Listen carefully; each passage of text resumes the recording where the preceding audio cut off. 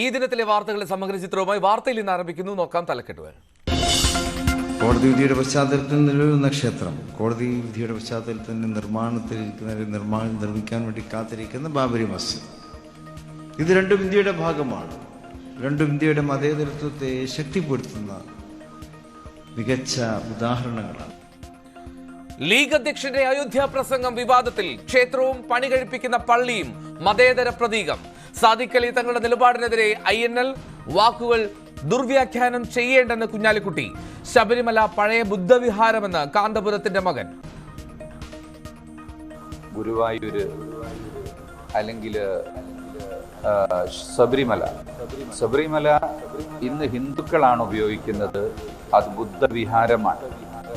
ധർമ്മശാല, ധർമ്മടം, ഇങ്ങനെ ഒരുപാട് സ്ഥലങ്ങൾ ഇന്ത്യയിൽ പരിശോധിച്ചാൽ ബുദ്ധന്മാരുടെയും ജൈനന്മാരുടെയും ആരാധനാ കേന്ദ്രങ്ങളാണ് പിന്നീട് അമ്പലങ്ങളായി മാറിയത്. തെരഞ്ഞെടുപ്പിന് ഒരുങ്ങാൻ കോൺഗ്രസ്. തൃശൂരിൽ മഹാജനസഭ ഇന്ന്. മല്ലികാർജുൻ ഖാർഗെ ഉദ്ഘാടകൻ. സീറ്റ് ചർച്ചയിൽ ലീഗുമായി പ്രശ്നങ്ങളില്ലെന്ന് കെ സുധാകരൻ. മൂന്നാം സീറ്റ് ആവശ്യത്തിൽ വിശദമായ ചർച്ചയെന്ന് VD Satheesan. Kottayam UDF seat ഏതാണ്ട് ഉറപ്പിച്ച് ഫ്രാൻസിസ് ജോർജ്. ഫ്രാൻസിസിനായി പിടിമുറുക്കി PJ Joseph. തീരുമാനമെടുക്കാൻ നാളെ ഉന്നതാധികാര സമിതി.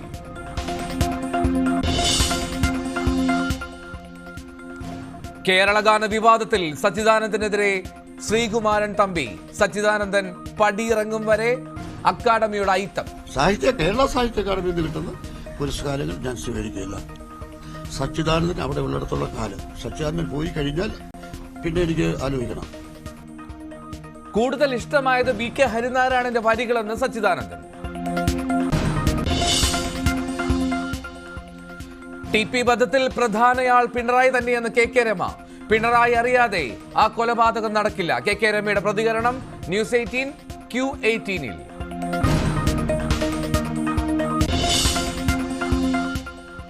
സാമ്പത്തിക പ്രതിസന്ധിക്കിടെ സംസ്ഥാന ബജറ്റ് നാളെ. ജനക്ഷേമ പദ്ധതികൾക്ക് സാധ്യത. വരുമാനം വർദ്ധിപ്പിക്കുന്ന പ്രഖ്യാപനങ്ങൾ വെല്ലുവിളി.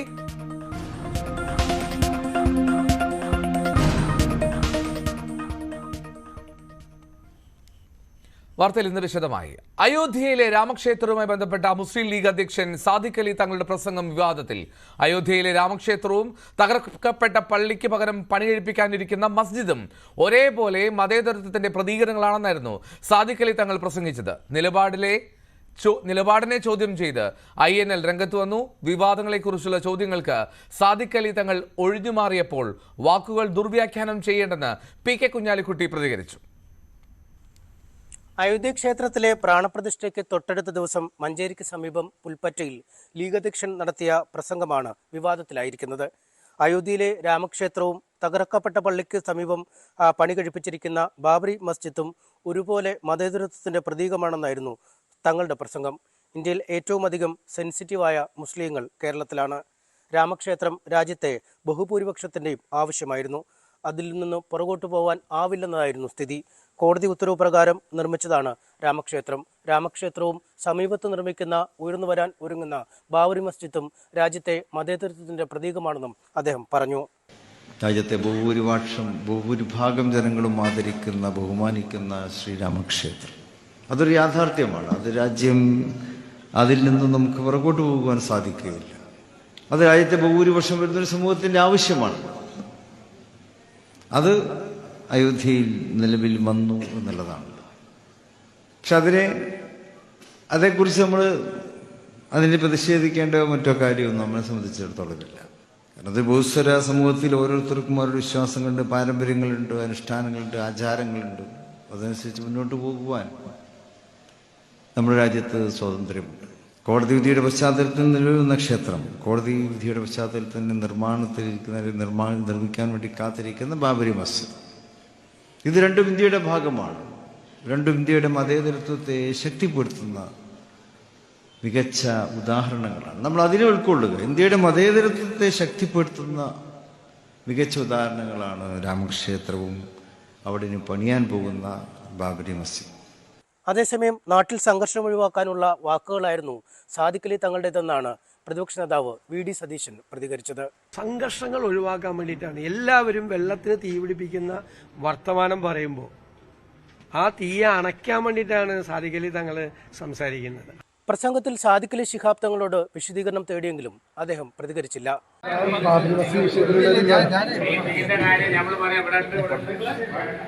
പ്രസംഗം ദുർവ്യാഖ്യാനം ചെയ്യേണ്ടതില്ലെന്നായിരുന്നു മുസ്ലിം ലീഗ് നേതാവ് പി.കെ. കുഞ്ഞാലിക്കുട്ടിയുടെ വിശദീകരണം. അങ്ങനെയൊന്നുമല്ല, ഞങ്ങളത് ദുർവ്യാഖ്യാനം ചെയ്യേണ്ട കാര്യമില്ല. തങ്ങളെ പ്രസ്താവന പൂർണ്ണമായി ഞാൻ കേട്ടു. അതുപോലെ തന്നെ തങ്ങൾ അത് വളരെ സവിസ്തരം നടത്തിയ ഒരു പ്രതിപാദനമാണ്, പ്രസ്താവനയാണ്.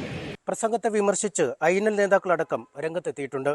RSSന്റെ രാഷ്ട്രീയ ഹിന്ദുത്വമല്ല ഹൈന്ദവ വിശ്വാസികളുടെ ആത്മീയ ഹിന്ദുമതമെന്ന് INL working president NK Abdul Azeez ഫേസ്ബുക്കിൽ പോസ്റ്റിട്ടു.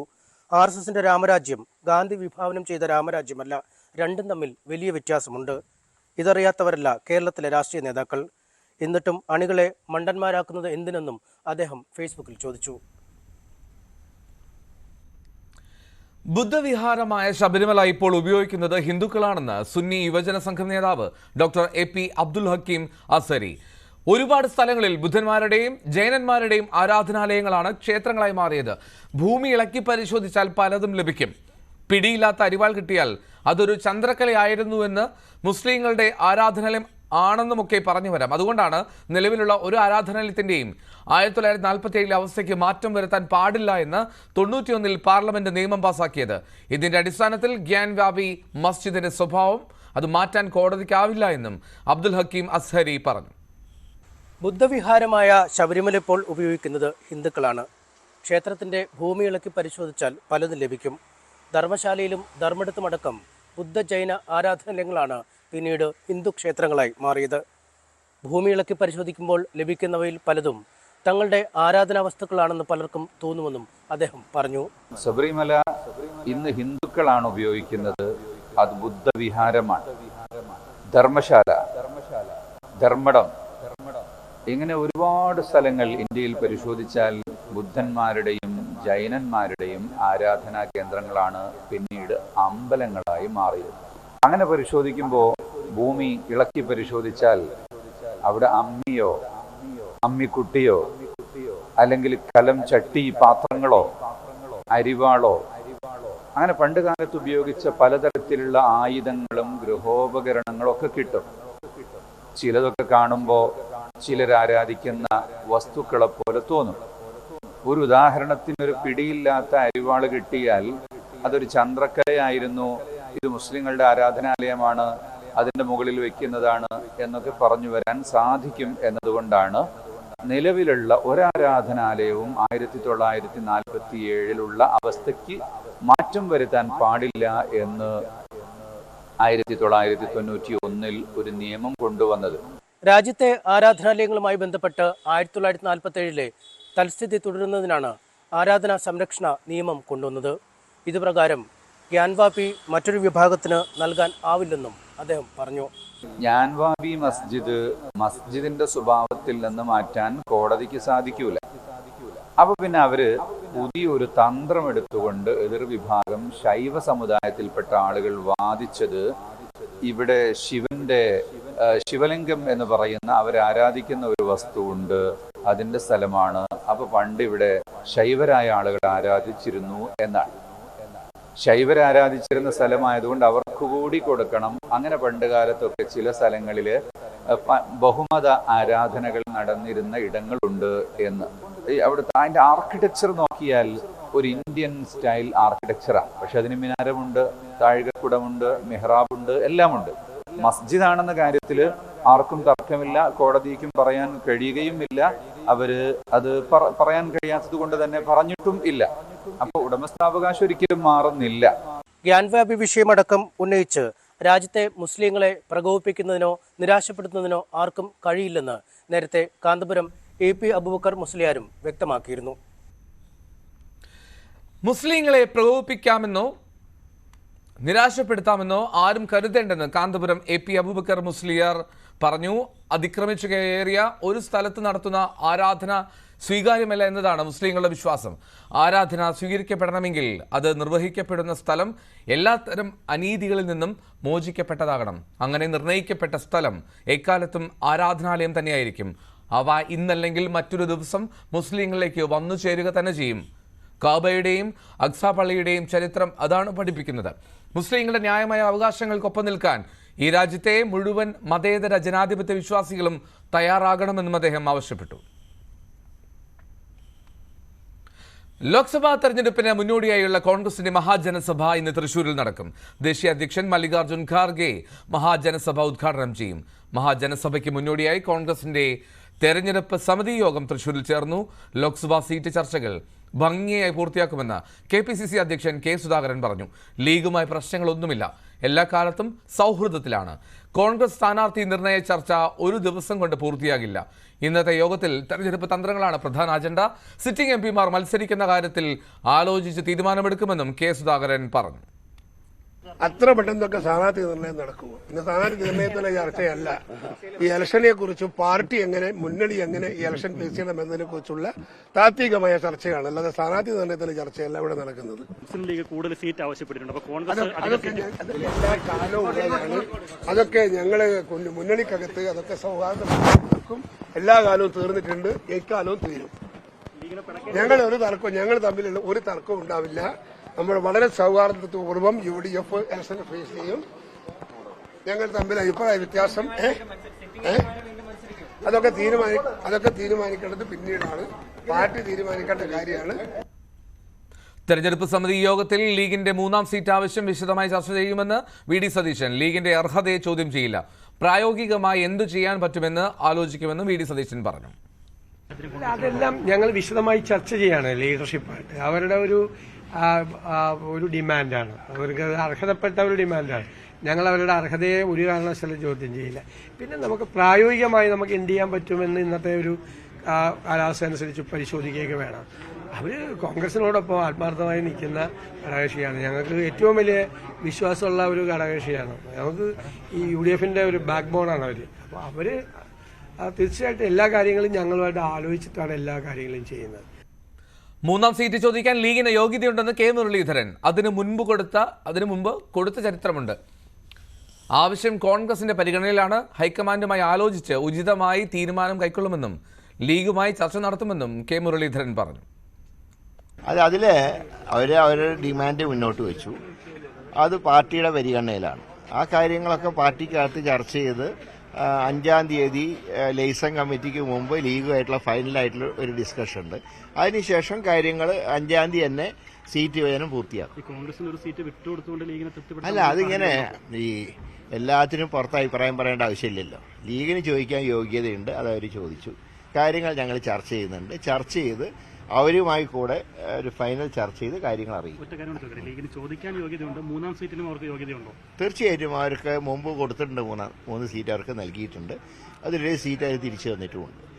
991 വടകര സീറ്റ് അന്ന് അവർക്കൂടെ സ്വീകാരനായ ഒരു സ്ഥാനാർത്ഥിയായിട്ടാണ് രത്നസിംഗ് മത്സരിച്ചത്. അതുകൊണ്ട് കൊടുത്തിട്ടുള്ള ചരിത്രമൊക്കെ ഉണ്ട്. പക്ഷേ ഇപ്പോഴത്തെ ഒരു സാഹചര്യത്തിൽ എന്തൊക്കെ കാര്യങ്ങൾ ചെയ്യാൻ കഴിയുമെന്നുള്ള കാര്യം പാർട്ടി ഹൈക്കമാൻഡുമായി ബന്ധപ്പെട്ടതിന് ശേഷം അവരുമായിട്ട് ഒരു ചർച്ച കൂടെ നടത്തി ഫൈനലൈസ് ചെയ്യും. അതിലൊരു തർക്കം ഉണ്ടാവില്ല. ഒരിക്കലും UDFന്റെ അകത്ത് സീറ്റ് വിഭജനത്തിൽ ഒരു തർക്കം ഉണ്ടാവില്ല. സുവി വിശ്വനാഥൻ ചേരുന്നു വാർത്തയുടെ വിശദാംശങ്ങളുമായി. സുവി, ആദ്യം ഈ മഹാജനസഭ ഇന്ന് തൃശ്ശൂരിൽ അത് കോൺഗ്രസിന്റെ തെരഞ്ഞെടുപ്പ് ഒരുക്കത്തിന്റെ നാന്ദി കുറിക്കലാണല്ലോ. മല്ലികാർജ്ജുൻ ഖാർഗെ എപ്പോഴെത്തും? അതിന്റെ വിശദാംശങ്ങൾ ആദ്യം. എൽദോ, BJPക്ക് പിന്നാലെ തൃശ്ശൂരിൽ നിന്ന് തന്നെ തെരഞ്ഞെടുപ്പ് പ്രചാരണം തുടങ്ങുകയാണ് കോൺഗ്രസിന്റെ മഹാജനസഭ ഇന്ന് തൃശ്ശൂരിൽ നടക്കും.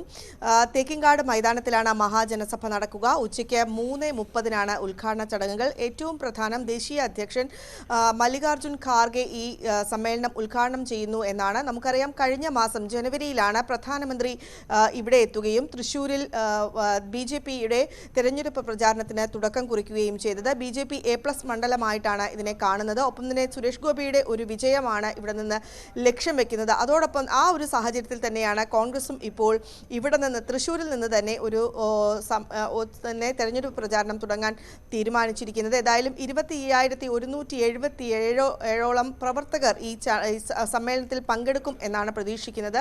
പ്രധാനമായും ലോക്സഭാ തെരഞ്ഞെടുപ്പിന് മുന്നോടിയായി പ്രവർത്തകരെ സജ്ജമാക്കുക എന്നതാണ് ഇതുകൊണ്ട് മഹാജനസഭ കൊണ്ട് ലക്ഷ്യം വെക്കുന്നത്. മണ്ഡലം മുതൽ AICC തലം വരെയുള്ള പ്രധാന നേതാക്കളെല്ലാം തന്നെ ഈ സമ്മേളനത്തിന്റെ ഭാഗമാകും എന്നാണ് മനസ്സിലാക്കാൻ കഴിയുന്നത്. ഏതാണ്ട് 1 ലക്ഷത്തോളം ആളുകൾ ഈ സമ്മേളനത്തിൽ പങ്കെടുക്കും. കോൺഗ്രസിന്റെ ഒരു ശക്തി പ്രകടനം തന്നെയായിരിക്കും ഇന്ന് നടക്കുന്ന മഹാജനസഭ. നമുക്കറിയാം BJP നരേന്ദ്രമോദി വന്ന ഒരു സാഹചര്യത്തിൽ വലിയ തോതിലുള്ള ജനപങ്കാളിത്തം കൊണ്ട് ശ്രദ്ധേയമായിരുന്നു BJP ചടങ്ങ് നരേന്ദ്രമോദി എത്തിയ പരിപാടി. അതുപോലെ തന്നെ വലിയ തോതിലുള്ള ഒരു ജനപങ്കാളിത്തം തന്നെയാണ് കോൺഗ്രസും ഉദ്ദേശിക്കുന്നത്. കോൺഗ്രസിന്റെ സിറ്റിംഗ് സീറ്റാണ്. ഒപ്പം തന്നെ ഒരു ത്രികോണ മത്സരത്തിനുള്ള ഒരു സാധ്യതയാണ് നിലവിൽ തൃശ്ശൂരിൽ കാണുന്നത്. ഇടതുമുന്നണിയുടെ VS സുനിൽകുമാർ, കോൺഗ്രസിന്റെ TN പ്രതാപൻ MP, ഒപ്പം സുരേഷ് ഗോപിയും എത്തുന്നതോടുകൂടി വലിയൊരു മത്സരം ഇവിടെ നിന്ന് ഉണ്ടാകും എന്നാണ് പ്രതീക്ഷിക്കുന്നത്. ഏതായാലും മഹാജനസഭ ഉച്ചയ്ക്ക് 3:30 അതിന് മല്ലികാർജുൻ ഖാർഗെ ഉദ്ഘാടനം ചെയ്യുകയും ചെയ്യും. സുവി, ഇനി പ്രധാനപ്പെട്ട കാര്യം തെരഞ്ഞെടുപ്പ് സമിതി യോഗത്തിലെ ചർച്ച. ഈ മുസ്ലിം ലീഗിന് 3ാമത്തെ സീറ്റ് നൽകുന്നതായിരുന്നല്ലോ പ്രധാന ചോദ്യങ്ങൾ മാധ്യമങ്ങൾ ഉന്നയിച്ചതിൽ. അതിലൊരു വ്യക്തത നൽകിയിട്ടില്ല. പക്ഷേ ഈ ചർച്ചയിൽ പ്രധാനമായും വന്നതും ഇതുതന്നെയാണോ? ഈ മുസ്ലിം ലീഗിന്റെ ആവശ്യം അല്ലെങ്കിൽ സിറ്റിംഗ് സീറ്റിൽ MP-മാർ തുടരണം എന്നുള്ള കാര്യങ്ങളൊക്കെയാണോ പ്രധാനമായും ഇന്ന് പരിഗണിച്ചത്? മഹാജനസഭയോട് കൂടി തന്നെ ലോക്സഭാ തെരഞ്ഞെടുപ്പ് പ്രചാരണത്തിന്റെ തുടക്കം കുറിക്കുകയാണ് കോൺഗ്രസ്. അതിന്റെ ഭാഗമായിട്ടാണ് ഇന്ന് തൃശ്ശൂരിൽ ചേർന്ന തെരഞ്ഞെടുപ്പ് സമിതി യോഗം. ഈ തെരഞ്ഞെടുപ്പ് സമിതി യോഗത്തിൽ ഈ ലോക്സഭാ തെരഞ്ഞെടുപ്പുമായി ബന്ധപ്പെട്ട വിഷയങ്ങൾ തന്നെയാണ് പ്രധാനമായും ചർച്ചയായത്. അതിൽ ഏതൊക്കെ MP-മാർ മത്സരിക്കണം എന്ന കാര്യത്തിൽ ചർച്ച വന്നിട്ടുണ്ട്. ഒപ്പം തന്നെ മുന്നണിയിൽ ഏതൊക്കെ ഘടകകക്ഷികൾക്ക് ഏതെല്ലാം സീറ്റ് വിട്ടു നൽകണം എന്നൊരു കാര്യവും ചർച്ചയായിട്ടുണ്ട്. പ്രധാനമായും 3ാം സീറ്റ് ലീഗ് ചോദിക്കുന്ന ഒരു സാഹചര്യമുണ്ട്.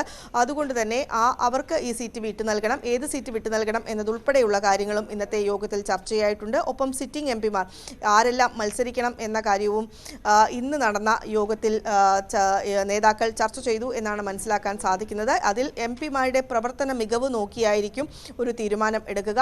ഏതായാലും ഈ കാര്യങ്ങളെല്ലാം ചർച്ചയ്ക്ക് വന്നുവെങ്കിലും നാളെ UDF ഉന്നതാധികാര സമിതിയുണ്ട്. അതിലും ഇക്കാര്യങ്ങളെല്ലാം തന്നെ ചർച്ചയ്ക്ക് വരും.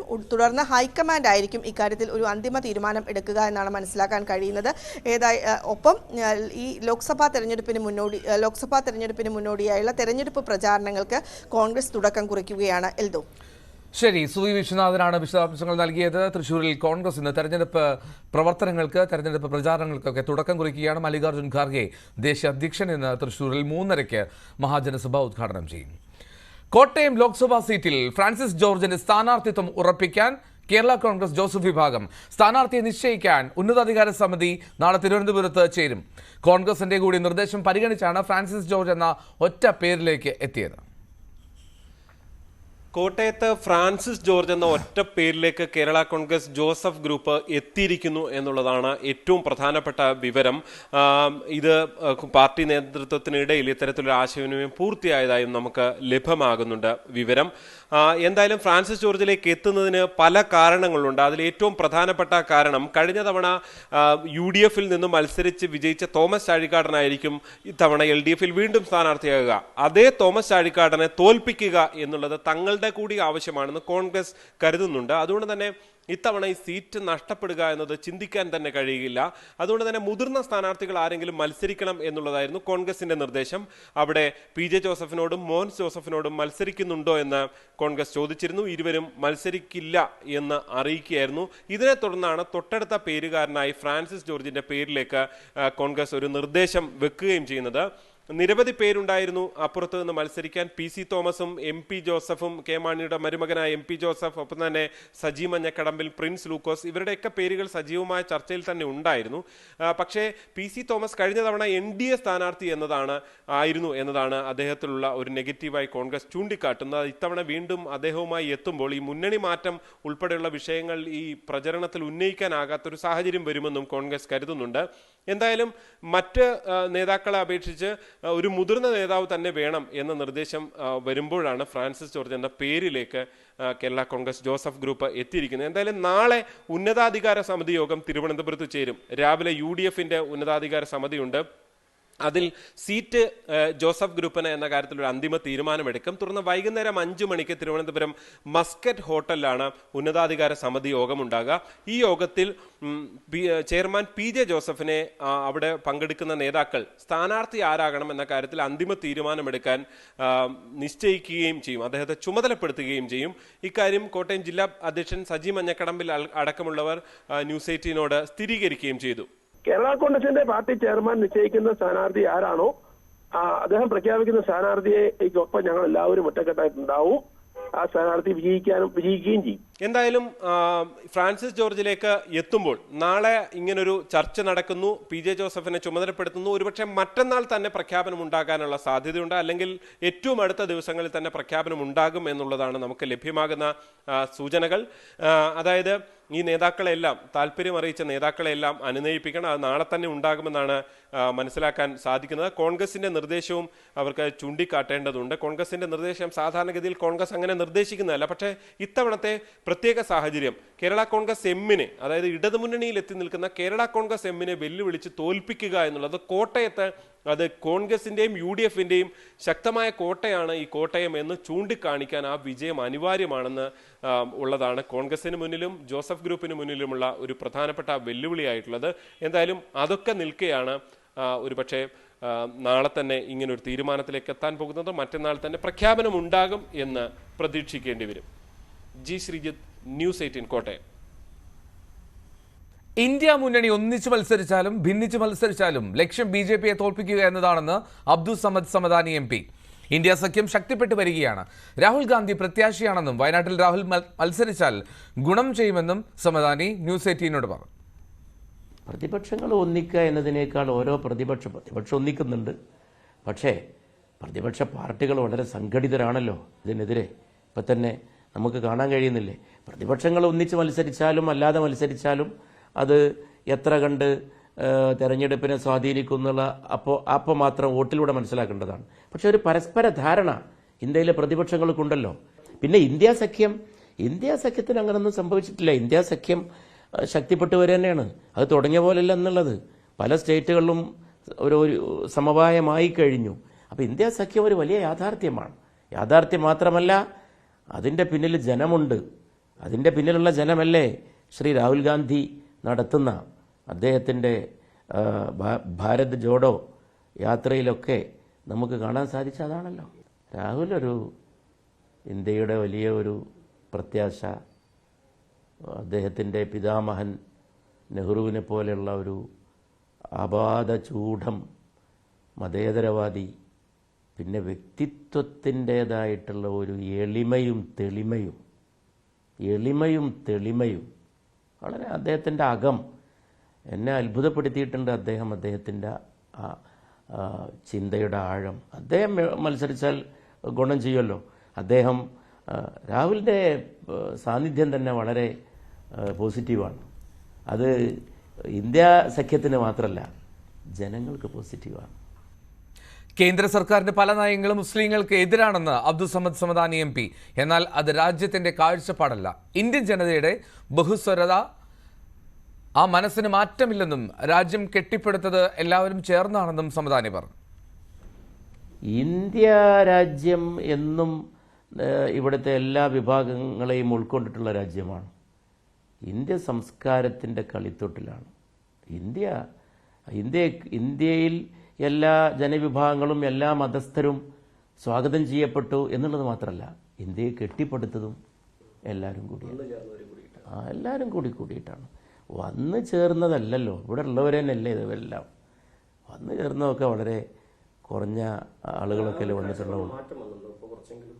അല്ല, അതില്ല. അതായത് രാഷ്ട്രീയമായിട്ട് ഭരണകൂടത്തിൻ്റെ ഭാഗത്തു നിന്നുള്ള നയങ്ങളും സംഗതികളൊക്കെ അങ്ങനെ ഉണ്ട് എന്നല്ലാതെ ഇന്ത്യൻ ജനതയുടെ മനസ്സ്, ഇന്ത്യൻ ജനതയുടെ ബഹുസ്വര മനസ്സ്, അതിന് മാറ്റില്ല.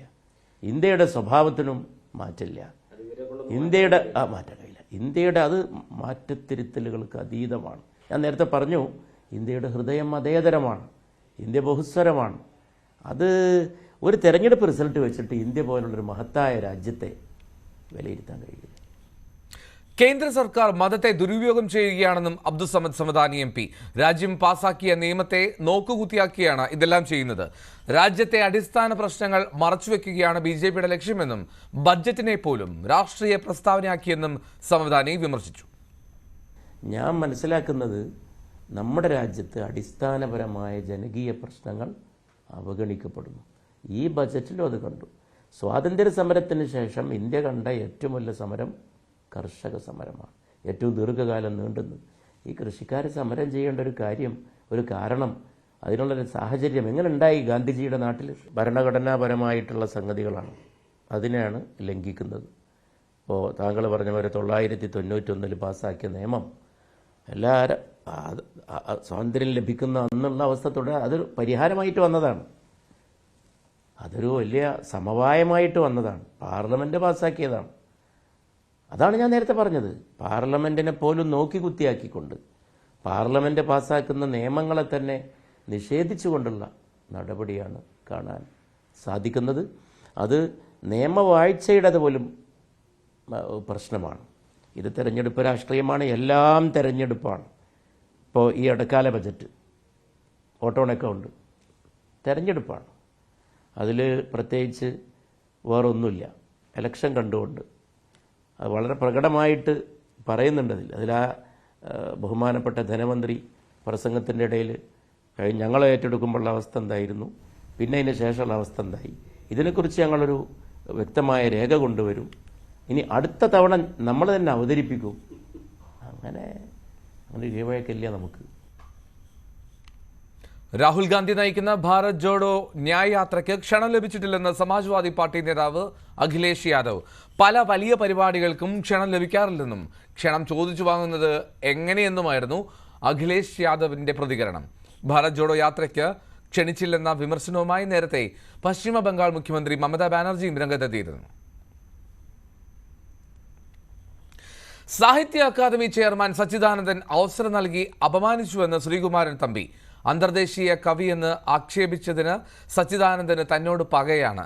നിർബന്ധിച്ച് എഴുതിച്ച കേരള ഗാനം പിന്നീട് മാറ്റി നൽകാൻ ആവശ്യപ്പെട്ടു. പദവികൾ നേടിയെടുക്കാൻ സച്ചിദാനന്ദൻ മിടുക്കനാണെന്നും ശ്രീകുമാരൻ തമ്പി തുറന്നടിച്ചു.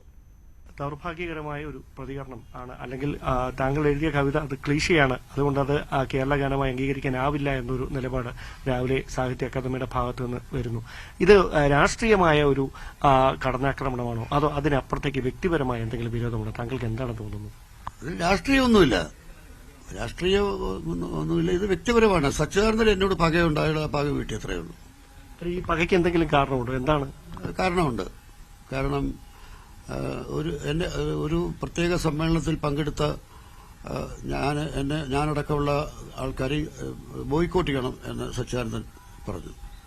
സച്ചിദാനന്ദൻ ആരാ എന്നെ ബോയ്ക്കോട്ട് ചെയ്യണമെന്ന് പറയാൻ?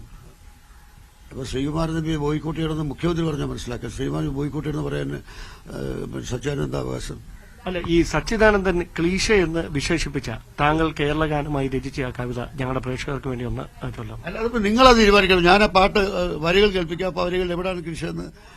ഇപ്പം കഥകളി എന്ന് പറഞ്ഞിട്ടുണ്ട്, നീള എന്ന് പറഞ്ഞിട്ടുണ്ട്, ഇളനീരെന്ന് പറഞ്ഞിട്ടുണ്ട്. ഇതൊക്കെ ക്ലീശയാണെന്നായിരിക്കും പിന്നെ സച്ചിദാനന്ദന്റെ വിചാരം. അതൊന്നും ഇനി ഒരുപാട് പ്രയോഗിച്ചാൽ ഇനിയൊന്നും പ്രയോഗിക്കില്ലെന്നുള്ളതായിരിക്കും അത്. പക്ഷെ എനിക്ക് മലയാളി എന്ന നിലയിൽ എനിക്കതൊന്നും പ്രയോഗിക്കാതെ കഥ എഴുതാൻ പറ്റില്ല. സഖിയ പർവ്വതം എന്ന് പറയാൻ പാടില്ല, അത് ക്ലിഷയാണ്. മലയാളം എന്നേ പറയാൻ പാടില്ല, അത് ക്ലിഷയല്ലേ? എത്ര കാലമായിട്ട് പറയുന്ന ഒരു വാക്കാണ്. അല്ല, അതുകൊണ്ടാണ് ഞാൻ പറഞ്ഞത് പ്രേക്ഷകർക്ക് അത് കേൾക്കണമെന്ന് ഒരു വലിയ ആഗ്രഹം കാണും. ഞാൻ വായിക്കാം. ഞാൻ ഒരു കമ്പോസ് ചെയ്തൊരു പാട്ടായിട്ട് ഇറക്കും. ഞാൻ അങ്ങനെ തീരുമാനിക്കാം. ഇനിയിപ്പോൾ ഗവൺമെന്റിനോ അക്കാദമിക്കൊന്നും പാട്ട് കൊടുക്കുന്ന പ്രശ്നമില്ല. ഈ പാട്ട് ഞാൻ തന്നെ റെക്കോർഡ് ചെയ്ത് എന്റെ വകയായിട്ട്, എന്റെ സമ്മാനമായിട്ട് ലോക മലയാളികൾക്ക്, ലോകത്തുള്ള എല്ലാവർക്കും മലയാളികൾക്കും ഞാൻ സമ്മാനിക്കും. അത് പകർപ്പവകാശം അവർക്കാണ്, എനിക്ക് പകർപ്പവകാശമില്ല. ആർക്കും ഉപയോഗിക്കാം പാട്ട്. അങ്ങനെയാണ് കൊടുക്കാൻ പോകുന്നത്. സ്കൂളുകളിൽ ഉപയോഗിക്കാം, പിന്നെ സമ്മേളനങ്ങളിൽ ഉപയോഗിക്കാം, ഏത് പാർട്ടിക്ക് ഉപയോഗിക്കാം. കാരണം ഇതിനൊരു പാർട്ടിയില്ല. എന്തെങ്കിലും അല്പം ഉണ്ടെങ്കിൽ ഇടതുപക്ഷ ഭാവമാണ്. കാരണം മതേതരത്വത്തെക്കുറിച്ച് പറയുന്ന പാട്ടാണ്. മതേതരത്വം പറയുന്നത് കൃഷിയാണോ സച്ചിദാനന്ദന്റെ അഭിപ്രായത്തിൽ? അപ്പോൾ ഇതാണ് എന്റെ വരികൾ. ഹരിത ഭംഗി കവിത ചൊല്ലും എന്റെ കേരളം, ഹരിത ഭംഗി കവിത ചൊല്ലും എന്റെ കേരളം, സഖ്യഗിരിതൻ ലാളനയിൽ വിലസും കേരളം, ഇളനീരിൻ മധുരമൂറുമെൻ മലയാളം, വിവിധ ഭാവധാരകൾ തൻ ഹൃദയ സംഗമം. ഇതാണ് പല്ലവി. ഇതെന്താ കൃഷി? ഇനി മലകൾ, പുഴകൾ, കായലുകൾ, കടലോരങ്ങൾ, കാഴ്ച തേടും യാത്രികൾക്ക് കലാശാലകൾ, കഥകൾ ഇതൻ താളം കേട്ടു നിളയൊഴുകുന്നു, വഞ്ചിപ്പാട്ടിൽ പാടിപ്പാടി പമ്പ പായുന്നു. കേരളം കേരളം കേരളം. സ്ഥിതി സമത്വ സ്വപ്നം തിരുവോണമാക്കി നമ്മൾ, സ്ഥിതി സമത്വ സ്വപ്നം തിരുവോണമാക്കി നമ്മൾ, മാനവത്വം ഒന്നേ മതമെന്നു ചൊല്ലി നമ്മൾ, പുതുയുഗത്തിൻ പുലരികൾക്കായി കാത്തിരുന്നോർ നമ്മൾ, ഐകമത്യധാരയായി മുന്നേറിടുന്നു നമ്മൾ. സ്വീകരിക്കാൻ പറ്റാത്ത ഏത് പദമാണ് ഇതിനകത്ത്? ഐകമത്യം എന്നുള്ളതാണോ, മതേതരത്വം എന്നുള്ളതാണോ, അതോ സഹ്യപർവ്വതം എന്നുള്ളതാണ്? എന്താണ് ക്ലീഷ? അപ്പോൾ അവർ ഈ ക്ലീശ എന്ന് പറഞ്ഞ് തള്ളിയ ഈ കവിത താങ്കൾ അത് എങ്ങനെ ഈ ജനങ്ങളിലേക്ക് എത്തിക്കും, മലയാളികളിലേക്ക് എത്തിക്കും? ഞാനിത് റെക്കോർഡ് ചെയ്യും. നമ്മൾ നല്ലൊരു പാട്ടുകാരനെ കൊണ്ട് പാടിക്കും. പാടിച്ച് ഞാനത് യൂട്യൂബിൽ പോസ്റ്റ് ചെയ്യും. ഒരു പുനർവിചിന്തനത്തിന് അവർ തയ്യാറായാൽ താങ്കളുടെ ഒരു... ഇല്ല, എന്നെ സംബന്ധിച്ചോളം അങ്ങനെ എന്റെ ജീവിതത്തിൽ ഉണ്ടായിട്ടില്ല. അപ്പോൾ ഇത് ഉറച്ച നിലപാടാണ്. ഇനി ഉറച്ച നിലപാടാണ്. ഈ സച്ചിദാനന്ദൻ പ്രസിഡന്റും അബൂബക്കർ സെക്രട്ടറി എന്ന കാലത്ത് കേരള സാഹിത്യ അക്കാദമി അവാർഡ് എന്നാലും ഞാൻ വാങ്ങിയില്ല, ഉറപ്പായിട്ടും. ഹിന്ദുത്വത്തിന്റെ പാർട്ടി ഭരിക്കുന്ന കാലത്ത് വാജ്പേയി പ്രധാനമന്ത്രിയിരിക്കുമ്പോൾ സാഹിത്യ അക്കാദമി കയറി പറ്റിയ ആളാണ്, കേന്ദ്ര സാഹിത്യ അക്കാദമി പറ്റി. അപ്പൊ അതിന്റെ വ്യക്തിത്വത്തെക്കുറിച്ച് കൂടുതൽ പറയേണ്ട ആവശ്യമില്ലല്ലോ. നോബൽ സമ്മാനത്തിന് രവീന്ദ്രനാഥ് ടാഗോർ കഴിഞ്ഞാൽ അടുത്ത് സാധ്യത ഒരാൾ സച്ചിദാനന്ദൻ വരെ ഇദ്ദേഹത്തിന്റെ കുറെ ഫ്രണ്ട്സ് പറഞ്ഞു നടന്നു, ചിരിക്കാൻ എന്ത് ചെയ്യും, നമുക്ക് ചിരിക്കാനല്ലേ പറ്റുള്ളൂ. അപ്പൊ അതുകൊണ്ട് അത് അത്ര സമർത്ഥനാണ് അദ്ദേഹം. ഇങ്ങനെ ഒരു കാര്യങ്ങൾ നേടിയെടുക്കാൻ അതിസമർത്ഥനാണ് സച്ചിദാനന്ദൻ. കേരള സാഹിത്യ അക്കാദമിയോട് താങ്കൾ പൂർണ്ണമായ അയിത്തം പ്രഖ്യാപിക്കുകയാണ്? സച്ചിദാനന്ദൻ പ്രസിഡന്റായിരിക്കുന്ന കാലം ഞാൻ അയിത്തം പ്രഖ്യാപിക്കുകയാണ്, യാതൊരു സംശയമില്ല. ഇനി ആ അക്കാദമിയോട് എനിക്കൊരു ബന്ധവുമില്ല. സച്ചിദാനന്ദൻ അധികാരത്തിലിരിക്കുമ്പോൾ ഞാൻ പുരസ്കാരവും മേടിക്കുകയില്ല.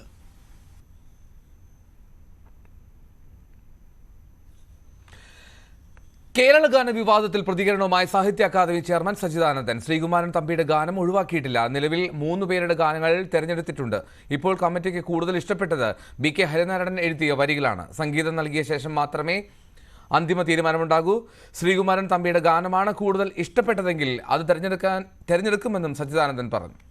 കമ്മിറ്റി കൂടുമ്പോൾ എങ്ങനെയാണ് പറയുക എന്നുള്ളത് അതിലിപ്പോൾ എം ലീലാവതിയുണ്ട്, ഏഴാശ്ശേരി രാമേന്ദ്രൻ്റെ, MR രാഘവാരനുണ്ട്, അങ്ങനെയുള്ള കുറച്ച് ആളുകളുടെ ഒരു ഗവൺമെൻറ് തന്നെ നിയമിച്ചൊരു കമ്മിറ്റിയാണ്. ഞങ്ങൾ അതിലൊരു ഏജൻസി മാത്രമാണ് വാസ്തവത്തിൽ.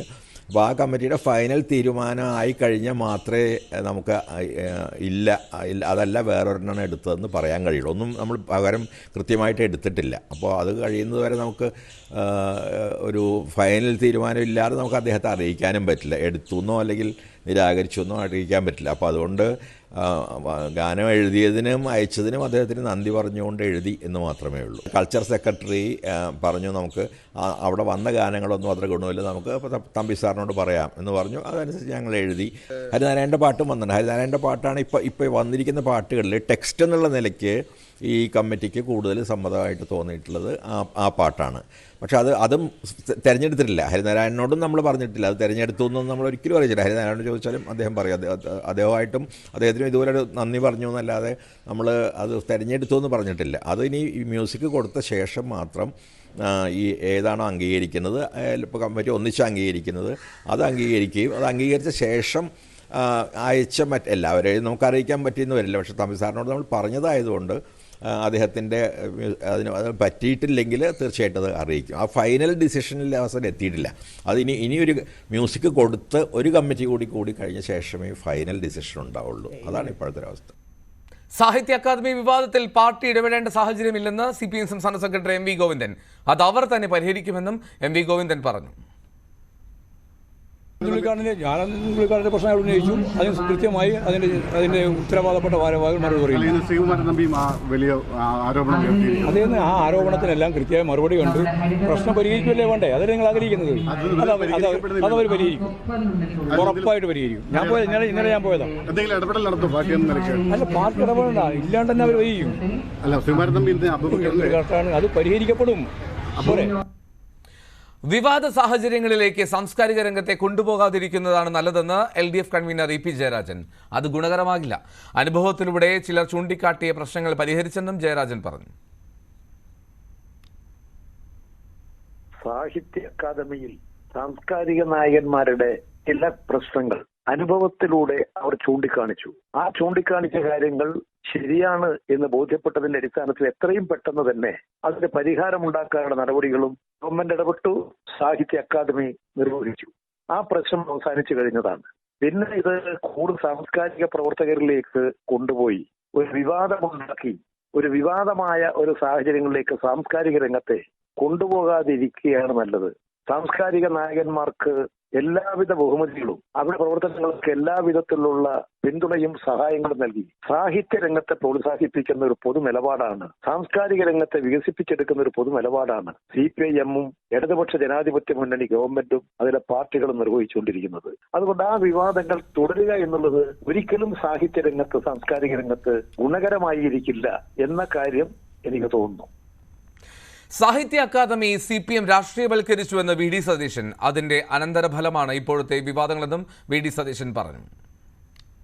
സച്ചിദാനന്ദ സാറിനെ പോലെ ഞങ്ങളെല്ലാം ബഹുമാനിക്കുന്ന ഒരാളാണ് അതിന്റെ തലപ്പത്തിരിക്കുന്നത്. അദ്ദേഹം അല്ലല്ലോ പ്രശ്നം. അദ്ദേഹം പരിണതപ്രജ്ഞനായ ഒരാളാണ്, എല്ലാവരും ആദരിക്കുന്ന ഒരാളാണ്. പക്ഷെ ആ അക്കാദമിയെ CPM രാഷ്ട്രീയവൽക്കരിച്ചു. മനസ്സിലായില്ലേ? ഒരു പാർട്ടി ഓഫീസ് പോലെ കൈകാര്യം ചെയ്യാൻ നോക്കി. അപ്പോൾ സാറിനെ തലപ്പത്തിരുത്തി, സാറ് ഒരു ആലങ്കാരികമായ സ്ഥാനത്ത് സച്ചിദാനന്ദ സാറിനെ ഇരുത്തി വേറെ ആളുകൾ അവിടെ രാഷ്ട്രീയവൽക്കരിക്കുകയാണ്. ആ രാഷ്ട്രീയവൽക്കരണത്തിന്റെ അനന്തരഫലമാണ് ഇപ്പോൾ ഉണ്ടായിരിക്കുന്ന വിഷയം. സർക്കാർ തന്നെ പരിഹരിക്കണം. ഒന്ന്, ഈ സാഹിത്യ അക്കാദമിയുള്ള പോലെ സാധനങ്ങൾ കുറെ കൂടെ ഇൻഡിപെൻഡന്റ് ആയിട്ട് വിടണ്ടേ? അവര് അല്ലാതെ ഈ എല്ലായിടത്തും ചെന്ന് കൈകടത്തുക എന്ന് പറയുന്നത് അതാണ് ഡീപ് സ്റ്റേറ്റ് എന്ന് പറയുന്നത്. സാഹിത്യ അക്കാദമിയിൽ വരെ ചെന്ന് കൈകടത്തിയിരിക്കുകയാണ്. പ്രതിഫല വിവാദത്തിൽ ഖേദമറിയിച്ച് ബാലചന്ദ്രൻ ചുള്ളിക്കാട്. കുറിപ്പ് ദുർവ്യാഖ്യാനം ചെയ്തതായി ബാലചന്ദ്രൻ ചുള്ളിക്കാട് അറിയിച്ചുവെന്ന് K സച്ചിദാനന്ദൻ പറഞ്ഞു. ബാലനുമായിട്ട് അതിന് ശേഷം അതിന് പിന്നീട് സംസാരം നടന്നു. അപ്പോൾ ബാലൻ സോറി പറഞ്ഞു, ഞാൻ ഇങ്ങനെയൊന്നും ഉദ്ദേശിച്ചിരുന്നേ ഇല്ല, ഞാൻ ഉദ്ദേശിച്ചത് പൊതുവെ എഴുത്തുകാർക്ക് കൂടുതൽ പരിഗണന കിട്ടണമെന്ന് ആണ് ഉദ്ദേശിച്ചിരുന്നുള്ളൂ, അല്ലാതെ അക്കാദമിക്കെതിരായിട്ടോ മാഷ്ക്കെതിരായിട്ടോ. ബാലൻ എന്നെ സംബന്ധിച്ച് സഹോദരനെ പോലെയാണ്. എൻ്റെ കുടുംബക്കാർക്കൊക്കെ എല്ലാം അറിയാവുന്നതാണ്. അവിടെ വളർന്ന ഒരാളെന്ന് തന്നെ പറയാം എൻ്റെ ഇരിഞ്ഞാലക്കുടയൊക്കെയുള്ള വീട്ടിൽ. അപ്പോൾ അതുകൊണ്ട് അങ്ങനെ ഒരു പേഴ്സണലായിട്ട് ഒട്ടും തന്നെ ഉദ്ദേശിച്ചിട്ടില്ല, അത് ദുർവ്യാഖ്യാനം ചെയ്യപ്പെടുകയാണ് ചെയ്തത് എന്ന് പറഞ്ഞിട്ട് എനിക്ക് ബാലൻ്റെ വാട്സാപ്പിലുള്ള മറുപടി വരികയും ചെയ്തു.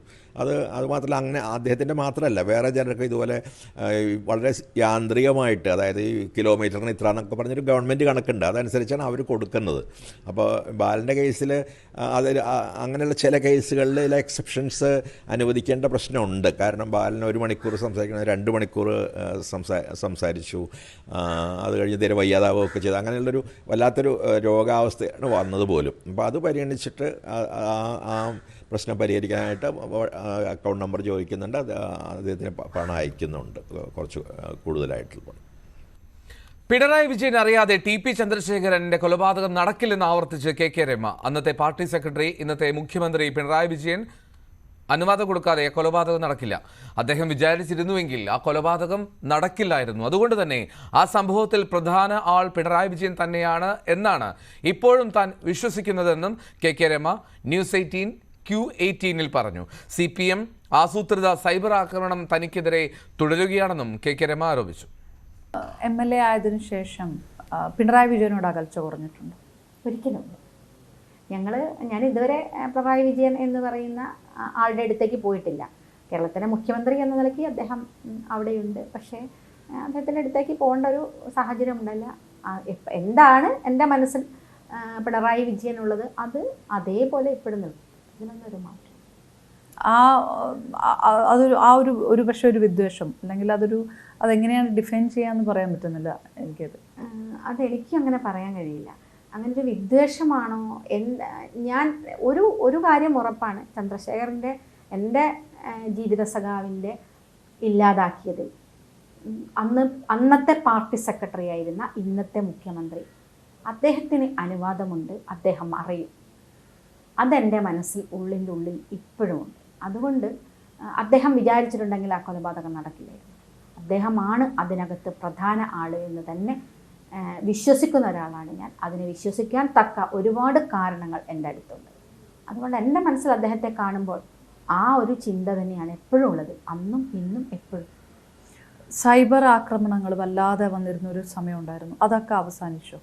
ഒരിക്കലും ഇല്ല, ഇപ്പോഴും ഉണ്ട്. ഇപ്പോഴും നമ്മളൊരു പോസ്റ്റ് ഇട്ട് കഴിഞ്ഞാൽ അതിന് വളരെ മോശമായിട്ട് കമൻറ്റുകളൊക്കെ ഇപ്പോഴും വന്നുകൊണ്ടേയിരിക്കുന്നു. അത് നോക്കുന്നില്ല, ശ്രദ്ധിക്കുന്നില്ല എന്നുള്ളത് മാത്രം. ഒരു പക്ഷേ ഏറ്റവും കൂടുതൽ ഇതുപോലെ ഒരു സ്ത്രീയെ ആക്രമിച്ചിട്ടുണ്ടോ എന്ന് ചോദിച്ചാൽ സംശയമായിരിക്കും. പലരും നേരിടുന്നുണ്ട്, ഇല്ല എന്നല്ല. സ്ത്രീകൾ ഒരുപാട് പൊതുരംഗത്ത് സജീവമായി നിൽക്കുന്ന, സ്വതന്ത്രമായ അഭിപ്രായം പറയുന്ന, സ്വതന്ത്രമായ വ്യക്തിത്വമുള്ള ആളുകളെയൊക്കെ പല തരത്തിൽ അവർ ടാർഗറ്റ് ചെയ്തുകൊണ്ട് നിൽക്കുന്നത് നമുക്ക് കാണാൻ സാധിക്കുന്നുണ്ട്. എന്നെ സംബന്ധിച്ച് ഞാൻ ആ പാർട്ടിയിൽ നിന്ന് പുറത്തു വന്നു എന്നതിൻ്റെ ഭാഗമായിട്ട്, അല്ലെങ്കിൽ ചന്ദ്രശേഖറിന് ശേഷം വന്നതിൻ്റെ ഭാഗമായി അതിൻ്റെ പേരിലുള്ള ഒരുപാട് പ്രശ്നങ്ങളെ നേരിടേണ്ടി ഒരു സ്ത്രീയെ ഒരു തെരഞ്ഞെടുപ്പിൽ മത്സരിച്ചിട്ട് ഒരു ടൗണിൽ കൂടെ വേഷം കെട്ടിച്ച് നടത്തി ആഹ്ലാദ നൃത്തം നടത്തിയത് വേറെ എവിടെയും നമുക്ക് കാണാൻ സാധിക്കില്ല. ഒരു മാക്സി ഇട്ട് മുലക്കച്ച കെട്ടി മുഖംമൂടി വെച്ച് ഒരു ടൗണ് മുഴുവൻ യാത്ര, അല്ലെ എന്തിൻ്റെ കാരണത്തിൽ? അന്നത്തെ തെരഞ്ഞെടുപ്പിൽ 2016 തെരഞ്ഞെടുപ്പിൽ ഞങ്ങൾ മത്സരിച്ചത് 4ാമത്തെ കക്ഷിയായിട്ടാണ്. 1ാമത്തത് CPM, 2ാമത്തത് കോൺഗ്രസ്, 3ാമത്തത് BJP, 4ാമതായിരുന്നു RMP. പക്ഷേ ഞങ്ങൾ മത്സരിച്ചതുകൊണ്ട് മാത്രമാണ്, ഞങ്ങൾ ഒറ്റയ്ക്ക് മത്സരിച്ചുകൊണ്ട് മാത്രമാണ് അന്ന് CPM അവിടെ ജയിച്ചത്, LDF വടകര മണ്ഡലത്തിൽ ജയിച്ചത്. അന്ന് ഞങ്ങൾ UDF ഇന്ന് ഞങ്ങൾ എടുത്ത നിലപാട് അന്ന് എടുത്തിട്ടുണ്ടായിരുന്നെങ്കിൽ അവിടെ CPM അന്നും ജയിക്കില്ല, അന്ന് LDF ജയിക്കില്ല, അവിടെ കോൺഗ്രസ് ജയിക്കുള്ളൂ. പക്ഷേ അന്ന് ഞങ്ങൾ ഒറ്റയ്ക്ക് മത്സരിച്ചുകൊണ്ടാണ് അന്ന് അവിടെ ജയിച്ചത്. എന്നിട്ടും രണ്ടാമത് തോറ്റ UDFനെതിരെയല്ല, തോറ്റ BJPക്കെതിരെയല്ല അവിടെ പ്രകടനം നടത്തിയത്, RMPക്കെതിരെ, KK രമയ്ക്കെതിരെ പ്രകടനം നടത്തിയത്. അത് വളരെ ആഭാസകരമായ നൃത്തം വെച്ചുകൊണ്ട് ചവിട്ടിക്കൊണ്ട് എന്ത് നടപടി എടുത്തു? എവിടെ ചോദിച്ചു? ആ ആൾക്കാരൊക്കെ ഇപ്പോഴുണ്ടല്ലോ, DYFയിലും പാർട്ടിയിലൊക്കെ ഉള്ള ആളുകളാരുണ്ടല്ലേ. അതാണ് ആ പാർട്ടിക്കെതിരെ നിൽക്കുന്ന ആളുകളെ ഈ തരത്തിലേക്ക് ആക്രമിക്കുക എന്നുള്ളത് തന്നെയാണ് അവർ എക്കാലത്തും സ്വീകരിച്ചു വന്നിരിക്കുന്നത് എന്നുള്ളതാണ്. ഇപ്പം ആര് വലതുപക്ഷം ആര് ഇടതുപക്ഷം എന്ന് വ്യാഖ്യാനിക്കേണ്ട ഒരു ഘട്ടത്തിലേക്ക് ഇപ്പം എത്തിയിട്ടുണ്ടോ? ഇപ്പം പറയുന്ന ആ ഇടതുപക്ഷ നിലപാടുകളാണോ എല്ലാ കാര്യങ്ങളിലും എടുക്കുന്നത്? TP ചന്ദ്രശേഖരൻ എന്ന് പറയുന്ന ഒരു നേതാവ് കൊല്ലപ്പെട്ടത് കൊണ്ട് രാഷ്ട്രീയ രംഗത്തേക്ക് വന്ന ഒരു സ്ത്രീ, അങ്ങനെ തന്നെ അടയാളപ്പെടുത്തി പോകുന്നതാണ് അത് ശരി എന്ന് തന്നെയാണ് ഞാൻ വിചാരിക്കുന്നത്. PV അൻവർ ഉന്നയിച്ച ആരോപണങ്ങൾ ഒരു വ്യക്തിഹത്യയുടെ ഭാഗം മാത്രമാണ്, അങ്ങനെയാണോ പറയുന്നത്? കേരളയിലെ സമരം തീർക്കാൻ വേണ്ടിയിട്ട് ഇത് വാങ്ങി എന്ന് പറയുന്നത് യുക്തിയുണ്ട് അതിനകത്ത്. MLA ആയതിനു ശേഷം പിണറായി വിജയനോട് അകൽച്ച കുറഞ്ഞിട്ടുണ്ട്. അദ്ദേഹം വിചാരിച്ചിട്ടുണ്ടെങ്കിൽ ആ കൊലപാതകം നടക്കില്ല. അദ്ദേഹമാണ് അതിനകത്ത് പ്രധാന ആൾ എന്ന് തന്നെ വിശ്വസിക്കുന്ന ഒരാളാണ് ഞാൻ. അതിനെ വിശ്വസിക്കാൻ തക്ക ഒരുപാട് കാരണങ്ങൾ എൻ്റെ അടുത്തുണ്ട്.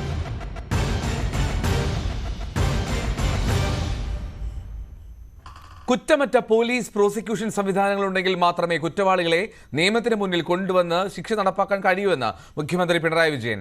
അതിജീവിതമാർക്ക് നീതി ഉറപ്പാക്കുന്നതിലും കുറ്റവാളികളെ നിയമത്തിന് മുന്നിൽ കൊണ്ടുവരുന്നതിലും കേരളം ഏറെ മുന്നിലാണെന്നും മുഖ്യമന്ത്രി പറഞ്ഞു. ഡയറക്ടറേറ്റ് ഓഫ് പ്രോസിക്യൂഷൻ അക്കാദമിയുടെയും ആസ്ഥാന മന്ദിര നിർമ്മാണ പ്രവർത്തനങ്ങളുടെ ഉദ്ഘാടനം നിർവഹിച്ച് സംസാരിക്കുകയായിരുന്നു മുഖ്യമന്ത്രി. അരിവില വർധനയിൽ പ്രതികരണവുമായി ഭക്ഷ്യമന്ത്രി. ഓപ്പൺ മാർക്കറ്റ് സെയിൽ പദ്ധതിയിൽ സർക്കാരിനുള്ള വിലക്ക് നീക്കണമെന്ന് കേരളം കേന്ദ്രത്തോട് ആവശ്യപ്പെട്ടു. FCIയിൽ നിന്ന് ടെൻഡറിൽ പങ്കെടുത്ത് ധാന്യം മുമ്പ് സംഭരിച്ചിരുന്നു. കഴിഞ്ഞ വർഷം വരെ സപ്ലൈകോയ്ക്ക് പങ്കെടുക്കാമായിരുന്നുവെന്നും GR അനിൽ പറഞ്ഞു. വരിഞ്ഞുമുറുക്കുന്ന സാമ്പത്തിക പ്രതിസന്ധിക്കിടെ സംസ്ഥാന ബജറ്റ് നാളെയാണ്. ലോക്സഭാ തെരഞ്ഞെടുപ്പ് അടുത്തിരിക്കെ ജനക്ഷേമ പദ്ധതികൾ ബജറ്റിൽ ഇടം പിടിക്കുമോ എന്നറിയാനുള്ള ആകാംക്ഷയിലാണ് കേരളം. കേന്ദ്ര വിഹിതത്തിൽ ഗണ്യമായ കുറവുള്ളതിനാൽ നികുതി വർധന ഒഴിവാക്കി വരുമാനം വർദ്ധിപ്പിക്കാനുള്ള പ്രഖ്യാപനങ്ങൾ സർക്കാരിന് വലിയ വെല്ലുവിളിയാകുമെന്ന് ഉറപ്പാണ്. കഴിഞ്ഞ ബജറ്റിൽ പ്രഖ്യാപിച്ച പദ്ധതികൾ പലതും യാഥാർത്ഥ്യമാക്കാൻ കഴിഞ്ഞില്ലെന്ന പ്രതിപക്ഷ വിമർശനം ഒരു വശത്ത്. സംസ്ഥാനത്തോട് കേന്ദ്ര സർക്കാർ കടുത്ത സാമ്പത്തിക അസമത്വം കാട്ടുകയാണെന്ന് സർക്കാരിന്റെ ആക്ഷേപം മറുവശത്ത്. ഈ ആരോപണ പ്രത്യാരോപണങ്ങൾക്കിടയിലാണ് തെരഞ്ഞെടുപ്പ് പടിവാതിക്കൽ എത്തി നിൽക്കെ നിയമസഭയിൽ ധനമന്ത്രി KN ബാലഗോപാൽ ബജറ്റ് അവതരിപ്പിക്കാൻ ഒരുങ്ങുന്നത്. സെയിൽ ടാക്സ് മറ്റും വരണമെങ്കിൽ നമ്മുടെ കച്ചവടം ആളുകൾ പർച്ചേസിംഗ് പവർ വേണം, കൂടുതൽ സാധനം മേടിക്കണം. അത് ഈ കോവിഡ് വന്നതിന് ശേഷം ഇപ്പോഴും എക്കണോമി നന്നായിട്ടില്ല. ഇപ്പോഴാണെങ്കിൽ കൺസ്ട്രക്ഷൻ മേഖലയിൽ ഉൾപ്പെടെ വലിയ ഒരു സ്തംഭനാവസ്ഥയുണ്ട്. അത് ഇന്ത്യ മൊത്തമുണ്ട്. സിമെന്റിന്റെ വില കുറഞ്ഞു, കമ്പിയുടെ വിലയിലൊക്കെ വ്യത്യാസമുണ്ട്, സിമെന്റിന്റെ വില കുറഞ്ഞു. അപ്പൊ ഇതിനെ മറികടക്കണമെങ്കിൽ കേന്ദ്ര ഗവൺമെന്റ്, ഞാൻ പറഞ്ഞു, കേന്ദ്ര ഗവൺമെന്റിന്റെ ബഡ്ജറ്റിൽ ഞങ്ങൾ പ്രതീക്ഷിച്ചത് മാന്ദ്യവിരുദ്ധ പാക്കേജ് ഉണ്ടാകുന്നതാണ്. ഒരു 4-5 ലക്ഷം കോടി, കേന്ദ്ര ഗവൺമെന്റിന് അത് വലിയ തുകയല്ലേ, 4-5 ലക്ഷം കോടി വിവിധ കാര്യങ്ങൾക്കായിട്ട് വന്നാൽ, കൂടുതൽ റോഡോ കൂടുതൽ കെട്ടിടങ്ങളോ കൂടുതൽ കാര്യങ്ങളോ വന്ന ആളുകളുടെ പണം കിട്ടും. പണം കിട്ടുമ്പോൾ സ്വാഭാവികമായിട്ട് മാർക്കറ്റ് വരും. കേരളത്തിലും അത്തരം കാര്യങ്ങളിൽ വലിയ ഗുണമുണ്ടായിരുന്നു. ആഭ്യന്തര ഉൽപാദനത്തിൽ 6.6% വളർച്ച ഉണ്ടായതായാണ് കഴിഞ്ഞ ദിവസം സഭയിൽ വെച്ച സാമ്പത്തിക അവലോകന റിപ്പോർട്ടിലെ പരാമർശം. ആഭ്യന്തര വളർച്ച ദേശീയ ശരാശരിയേക്കാൾ കൂടുതലാണെന്നും റവന്യൂ കമ്മിയും ധനക്കമ്മിയും കുറഞ്ഞിട്ടുണ്ടെന്നും റിപ്പോർട്ട് ചൂണ്ടിക്കാട്ടുന്നു. സംസ്ഥാനത്തിന്റെ പൊതുകടത്തിന്റെ വാർഷിക വളർച്ചാ നിരക്ക് 8.19% കുറഞ്ഞതായും റിപ്പോർട്ടിലുണ്ട്. അതേസമയം ആഭ്യന്തര കടം 2,27,137.08 കോടിയായും പൊതുകടം 2,38,000 കോടി രൂപയായും ആണ് കൂടിയിരിക്കുന്നത്. കുമിഞ്ഞുകൂടുന്ന പൊതുകടത്തിനും തുടരുന്ന കേന്ദ്ര അവഗണനയ്ക്കും ഇടയിൽ ക്ഷേമ പദ്ധതികൾ നടപ്പിലാക്കുക സർക്കാരിന് മുമ്പിൽ വലിയ വെല്ലുവിളിയാകും. കാര്യമായ പ്രഖ്യാപനങ്ങളില്ലാതെ ലോക്സഭാ തെരഞ്ഞെടുപ്പിന് മുന്നോടിയായുള്ള ഇടക്കാല ബജറ്റ് അവതരിപ്പിക്കാൻ കേന്ദ്ര സർക്കാരിനായി. ആ ആത്മവിശ്വാസം മോദി സർക്കാരിന് നൽകിയതാകട്ടെ അയോധ്യയും. പക്ഷേ ക്ഷേമ പ്രഖ്യാപനങ്ങൾ ഒഴിവാക്കിക്കൊണ്ട് ബജറ്റ് അവതരിപ്പിക്കാൻ KN ബാലഗോപാലിനും പിണറായി സർക്കാരിനും കഴിയില്ല. എന്താകും ബജറ്റിലെ മാജിക്? കേരളം ആകാംക്ഷയോടെ കാത്തിരിക്കുകയാണ്. തിരുവനന്തപുരത്ത് നിന്നും ഡാൻ കുര്യൻ, ന്യൂസ് 18. സംസ്ഥാന ബജറ്റിൽ പ്രതീക്ഷയർപ്പിച്ച് അങ്കമാലി ശബരി റെയിൽപാത പദ്ധതി 2021 ബജറ്റിൽ കിഫ്ബി വഴി 2000 കോടി രൂപ പ്രഖ്യാപിച്ചിരുന്നു. ഇതിൽ 100 കോടി അനുവദിച്ചു. ബജറ്റ് സഹായത്തിന് പുതുക്കിയ എസ്റ്റിമേറ്റ് സംസ്ഥാനം അംഗീകരിക്കുകയും വേണം. സംസ്ഥാനത്തെ മലയോര മേഖലയുടെ ദീർഘകാല ആവശ്യം, കേരളത്തിൻ്റെ അഭിമാനമായ ശബരിമല തീർത്ഥാടനത്തിന് ഏറ്റവും സഹായകരമാകുന്ന പദ്ധതി, അതാണ് അങ്കമാലി ശബരി റെയിൽപാത. ശബരിമല തീർത്ഥാടകർക്ക് മാത്രമല്ല, പെരുമ്പാവൂർ കാലടി മേഖലയിലെ പ്ലൈവുഡ് നിർമ്മാണ, അരി സംസ്കരണ വ്യവസായങ്ങൾക്കും, പൈനാപ്പിൾ വ്യാപാരികൾക്കും, ഇടുക്കി ജില്ലയ്ക്കും അവിടുത്തെ വിനോദസഞ്ചാര കേന്ദ്രങ്ങൾക്കും ഈ പാത പുതിയ വേഗവും ഊർജവും നൽകും. കോട്ടയം ജില്ലയിലെ രാമപുരം സ്റ്റേഷൻ വരെയുള്ള 70 കിലോമീറ്റർ കല്ലിട്ട് തിരിച്ചിട്ട് റവന്യൂ വകുപ്പ് സ്ഥലമേറ്റെടുപ്പിൽ വിജ്ഞാപനം പുറപ്പെടുവിച്ചിട്ടും 20 വർഷം കഴിഞ്ഞു. പക്ഷേ ആ നടപടികൾ പിന്നെ മുന്നോട്ട് പോയിട്ടില്ല. സ്ഥലം വിൽക്കാനോ ബാങ്ക് വായ്പ എടുക്കാനോ കഴിയാത്ത ദുരവസ്ഥയിലാണ് ഇവിടുത്തെ സ്ഥലം ഉടമകൾ. 1997 കേന്ദ്ര ബജറ്റിലാണ് അങ്കമാലി ശബരി റെയിൽപാത ആദ്യം കേട്ടത്. അങ്കമാലി, എരുമേലി, പുനലൂർ വഴി തിരുവനന്തപുരത്തേക്കാണ് റൂട്ട്. ഇത് റാന്നി, പത്തനംതിട്ട, കോന്നി, പത്തനാപുരം, പുനലൂർ, അഞ്ചൽ, കിളിമാനൂർ, വെഞ്ഞാറമൂട്, നെടുമങ്ങാട്, കാട്ടാക്കട വഴി തിരുവനന്തപുരത്തെ ബാലരാമപുരത്തേക്ക്, നിർദ്ദിഷ്ട വിഴിഞ്ഞം തുറമുഖത്തേക്ക് നീട്ടണമെന്ന ആവശ്യവും ഇപ്പോൾ ശക്തമാകുന്നുണ്ട്. അങ്ങനെയെങ്കിൽ 5 ജില്ലകളിലെ 25 പുതിയ പട്ടണങ്ങൾക്ക് റെയിൽവേ കണക്ടിവിറ്റി ലഭിക്കുമെന്നാണ് ഇതുമായി ബന്ധപ്പെട്ട വിദഗ്ധർ പറയുന്നത്. അങ്ങനെ ഒരു സമാന്തര പാത വേണമെന്ന ആവശ്യവും ഇപ്പോൾ ശക്തമാകുന്നു. അങ്ങനെ ഒരു പദ്ധതിയാണ് ചുവപ്പ് നാടകളിലും മാറി മാറി വരുന്ന സർക്കാരുകളുടെ തണുപ്പൻ സമീപനങ്ങളിലും പെട്ട് ഇഴയുന്നത്. ആദ്യം അഴുത വരെയാണ് ഈ പദ്ധതി നിശ്ചയിച്ചിരുന്നത്. പക്ഷേ പെരിയാർ ടൈഗർ റിസർവിലൂടെ കടന്നു പോകുന്നതിനാൽ ഇത് പിന്നീട് അഴുത എന്നുള്ളത് 5 കിലോമീറ്റർ ഇപ്പുറം എരുമേലിയിലേക്ക് ചുരുക്കുകയായിരുന്നു. 1996 പാതയുടെ പ്രാഥമിക സർവേ നടന്നു. 97 റെയിൽവേ അനുമതി നൽകി. അങ്കമാലി മുതൽ കാലടി വരെ ഒരു പാതയും കാലടിയിൽ റെയിൽവേ സ്റ്റേഷനും നിർമ്മിച്ചു. പിന്നെ ഇഴഞ്ഞിഴഞ്ഞു നീങ്ങിയ പദ്ധതി 2019 കേന്ദ്രം മരവിപ്പിച്ചു. ഒടുവിൽ 2021 ജനുവരിയിൽ നിർമ്മാണ ചെലവിൻ്റെ പകുതി കേന്ദ്രവുമായി പങ്കിടാമെന്ന് സംസ്ഥാന മന്ത്രിസഭ നിർണായക തീരുമാനമെടുത്തു. അതോടെയാണ് പദ്ധതിക്ക് വീണ്ടും ജീവൻ വച്ചത്. പിന്നാലെ ബജറ്റിൽ 2000 കോടി പ്രഖ്യാപിച്ചു. കിഫ്ബി വഴി നൽകുമെന്നായിരുന്നു പ്രഖ്യാപനം. കഴിഞ്ഞ വർഷത്തെയും കേന്ദ്ര ബജറ്റിൽ 100 കോടി കൂടി അനുവദിച്ചതോടെ പ്രതീക്ഷകൾ സജീവമായി. ഇത്തവണത്തെ ഇടക്കാല ബജറ്റിലും കേന്ദ്രം 100 കോടി നീക്കിവച്ചിട്ടുണ്ട്. 3400 കോടി രൂപയായിരുന്നു പദ്ധതിയുടെ നേരത്തെയുള്ള എസ്റ്റിമേറ്റ്. ഇതിൽ പകുതി ഏറ്റെടുക്കാമെന്ന് സംസ്ഥാനം കേന്ദ്രത്തെ അറിയിച്ചു. എന്നാൽ വന്ദേ ഭാരത് ട്രെയിനുകൾ കൂടി ഓടിക്കാൻ കഴിയുന്ന തരത്തിൽ എസ്റ്റിമേറ്റ് പുതുക്കാൻ കേന്ദ്രം ആവശ്യപ്പെടുകയായിരുന്നു. പുതുക്കിയ എസ്റ്റിമേറ്റ് പ്രകാരം ചെലവ് 400 കോടി വർദ്ധിച്ചു, 3800 കോടിയായി ഉയർന്നു. ഇത് അംഗീകരിച്ച് തീരുമാനമറിയിക്കാൻ ആവശ്യപ്പെട്ട് കഴിഞ്ഞ ഡിസംബറിൽ കേന്ദ്രം സംസ്ഥാനത്തിനൊരു കത്ത് നൽകിയിട്ടുണ്ട്. ഗതാഗത ധനവകുപ്പുകളുടെ പരിശോധനയ്ക്ക് ശേഷം ആ കത്തിപ്പോൾ കിഫ്ബിയുടെ പരിഗണനയിലാണ്. പുതുക്കിയ എസ്റ്റിമേറ്റ് അംഗീകരിച്ചും ചെലവ് പങ്കിടാമെന്ന് ഉറപ്പു നൽകിയും ഇതുവരെയും സംസ്ഥാനം കേന്ദ്രത്തിന് മറുപടി കത്ത് നൽകിയിട്ടില്ല. ഈ കത്ത് നൽകുകയും തിങ്കളാഴ്ചത്തെ ബജറ്റിൽ തുക നീക്കിവെക്കുകയും ചെയ്താൽ അങ്കമാലി ശബരി പാതയിലൂടെ ട്രെയിനുകൾ കുതിച്ചുപായുന്ന കാലം വിദൂരമാകില്ല. വലിയൊരു ജനവിഭാഗത്തിൻ്റെ പ്രതീക്ഷകളും അതിനൊപ്പം കൂകിപ്പായും. സമൂഹ മാധ്യമത്തിൽ ഗോഡ്സെ അനുകൂല കമന്റിട്ട കോഴിക്കോട് NITയിലെ പ്രൊഫസർ ഷൈജ ആണ്ടവനെതിരെ കുന്നമംഗലം പോലീസ് കേസെടുത്തു. കലാപമുണ്ടാക്കാനുള്ള ഉദ്ദേശത്തോടെ ഉള്ള പ്രകോപനം എന്നതാണ് ഷൈജയ്ക്കെതിരായ കുറ്റം. SFI നൽകിയ പരാതിയിലാണ് ഈ നടപടി. SFI കുന്നമംഗലം ഏരിയ കമ്മിറ്റി അംഗം അശ്വിൻ നൽകിയ പരാതിയിലാണ് പോലീസ് കേസെടുത്തത്. IPC 153 പ്രകാരം കലാപം ഉണ്ടാക്കാനുള്ള ഉദ്ദേശത്തോടെയുള്ള പ്രകോപനമാണ് ഷൈജയ്ക്കെതിരെ ചുമത്തിയിരിക്കുന്നത്. MSF ജില്ലാ സെക്രട്ടറി സാഹിബ് മുഹമ്മദും KSU ജില്ലാ പ്രസിഡന്റ് സൂരജും DYFIയും അധ്യാപികയ്ക്കെതിരെ പരാതി നൽകിയിരുന്നു. ഹിന്ദു മഹാസഭാ പ്രവർത്തകൻ നാദുറാവ് വിനായക് ഗോഡ്സെ ഭാരതത്തിൽ ഒരുപാട് പേരുടെ ഹീറോ എന്ന കുറിപ്പോടെ അഡ്വക്കേറ്റ് കൃഷ്ണരാജ് പോസ്റ്റ് ചെയ്ത ഗോഡ്സെയുടെ ചിത്രത്തിന് താഴെയാണ് കോഴിക്കോട് NITയിലെ മെക്കാനിക്കൽ എഞ്ചിനീയറിംഗ് വിഭാഗം professor Shaija Andavan proud of Godse for saving India എന്ന് കമന്റ് ചെയ്തത്. ഇത് വിവാദമായതിനു പിന്നാലെ ഷൈജ കമന്റ് ഡിലീറ്റ് ചെയ്തിരുന്നു. അയോധ്യയിലെ പ്രാണപ്രതിഷ്ഠാ ദിനത്തിൽ സംഘപരിവാർ അനുകൂല സംഘടന NIT ക്യാമ്പസിൽ കാവി നിറത്തിൽ ഇന്ത്യയുടെ ഭൂപടം വരച്ചിരുന്നു. ഇതിനെതിരെ പ്രതിഷേധിച്ച വൈശാഖ് എന്ന വിദ്യാർത്ഥിയെ കോളേജിൽ നിന്നും 1 വർഷത്തേക്ക് സസ്പെൻഡ് ചെയ്തു. വിദ്യാർത്ഥി പ്രതിഷേധത്തെ തുടർന്ന് തീരുമാനം മരവിപ്പിക്കുകയായിരുന്നു. വൈശാഖിനെതിരെ അച്ചടക്ക നടപടിയെടുത്ത സമിതിയിലും ഷൈജ ആണ്ടവൻ ഉണ്ടായിരുന്നതായി വിദ്യാർത്ഥികൾ പറയുന്നു. അധ്യാപികയ്ക്കെതിരെ നാളെ ക്യാമ്പസിൽ പ്രതിഷേധ പരിപാടികൾക്കും ആഹ്വാനമുണ്ട്. ന്യൂസ് 18 കോഴിക്കോട്. ഗോഡ്സെ മഹത്വവൽക്കരിച്ച NIT അധ്യാപികയുടെ കമന്റ് അപമാനകരമാണെന്ന് മന്ത്രി R. ബിന്ദു. വിദ്യാർത്ഥികളിലേക്ക് ശരിയായ ചരിത്രബോധം നൽകേണ്ടവരാണ് അധ്യാപകർ. കേന്ദ്ര സർക്കാർ സ്ഥാപനമായതിനാൽ നിയമപരമായി സംസ്ഥാനത്തിന് തടയാനാവില്ലെന്നും മന്ത്രി പറഞ്ഞു. സ്വാതന്ത്ര്യ സമര പ്രസ്ഥാനത്തെ അചഞ്ചലമായ നിലയിൽ എല്ലാവരെയും കൂട്ടിയോജിപ്പിച്ചുകൊണ്ട് ഇന്ത്യയുടെ നാനാത്വത്തിൽ അധിഷ്ഠിതമായ കാഴ്ചപ്പാട് ഉയർത്തിപ്പിടിച്ചുകൊണ്ട് അതുപോലെ ഹിന്ദു മുസ്ലിം മൈത്രി നമ്മുടെ നാടിന് അനിവാര്യമാണ് എന്ന് സ്വാതന്ത്ര്യാനന്തര ഭാരതത്തിൽ തെരുവുകൾ തോറും നടന്ന് പ്രഖ്യാപിച്ച ഒരു മഹാനായിട്ടുള്ള വ്യക്തിയായിരുന്നു മഹാത്മാഗാന്ധി.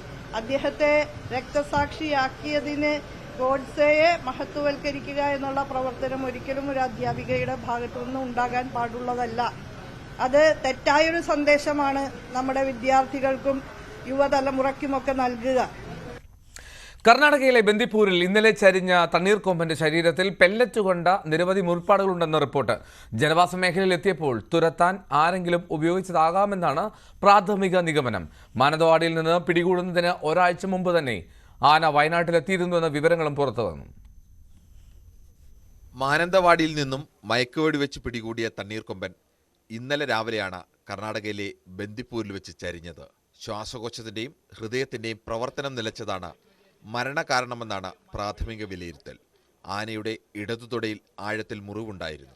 ഞരമ്പിൽ കൊഴുപ്പ് അടിഞ്ഞുകൂടിയിരുന്നുവെന്നും അധികൃതർ പറഞ്ഞു. ഇതിനു പുറമെയാണ് ആനയുടെ ശരീരത്തിൽ പെല്ലറ്റുകൾ ഉണ്ടാക്കിയ മുറിപ്പാടുകൾ കണ്ടെത്തിയത്. മയക്കുവെടി വെക്കുന്നതിന് മുമ്പ് ആനയ്ക്ക് ഗുരുതര ആരോഗ്യ പ്രശ്നങ്ങൾ ഉണ്ടായിരുന്നതായി വനംവകുപ്പ് വിശദീകരിക്കുന്നു. എന്നാൽ ആനയെ ട്രാക്ക് ചെയ്യുന്നതിലും കാട്ടിലേക്ക് തുരത്തുന്നതിലും പിടികൂടാൻ സ്വീകരിച്ച നടപടികളിലും വീഴ്ചയുണ്ടോ എന്ന് പരിശോധിക്കണമെന്ന് പരിസ്ഥിതി പ്രവർത്തകർ ആവശ്യപ്പെടുന്നു. തണ്ണീർക്കൊമ്പൻ ദൗത്യം വിശകലനം ചെയ്യാൻ eastern circle chief conservator Vijayanand മേധാവിയായി 5 അംഗ വിദഗ്ധ സമിതിയെ വനംവകുപ്പ് നിയോഗിച്ചിട്ടുണ്ട്. 1 മാസത്തിനകം റിപ്പോർട്ട് നൽകാനാണ് നിർദ്ദേശം. ഈ റിപ്പോർട്ട് കൂടി പുറത്തു വരുന്നതോടെ മരണത്തിന് പിന്നിലെ ശരിയായ കാരണം അറിയാൻ കഴിയുമെന്ന പ്രതീക്ഷയിലാണ് നാട്ടുകാർ. ന്യൂസ് 18 വയനാട്. അതിരപ്പള്ളിയിൽ വീണ്ടും പുലിയിറങ്ങി. അതിരപ്പള്ളി പ്ലാന്റേഷൻ 10ാം ഡിവിഷനിലാണ് പുലിയിറങ്ങിയത്. ജനവാസ മേഖലയിൽ ഇറങ്ങിയ പുലി വളർത്തു പശുവിനെ കൊന്നു. 10ാം ഡിവിഷനിലെ സാമിന്റെ പശുവിനെയാണ് പുലി കൊന്നത്. കോൺഗ്രസ് ഭരിക്കുന്ന തൃശൂർ തിരുവല്ലാമല സർവീസ് സഹകരണ ബാങ്കിലെ കോടികളുടെ തട്ടിപ്പിൽ കേസെടുത്ത പോലീസ്.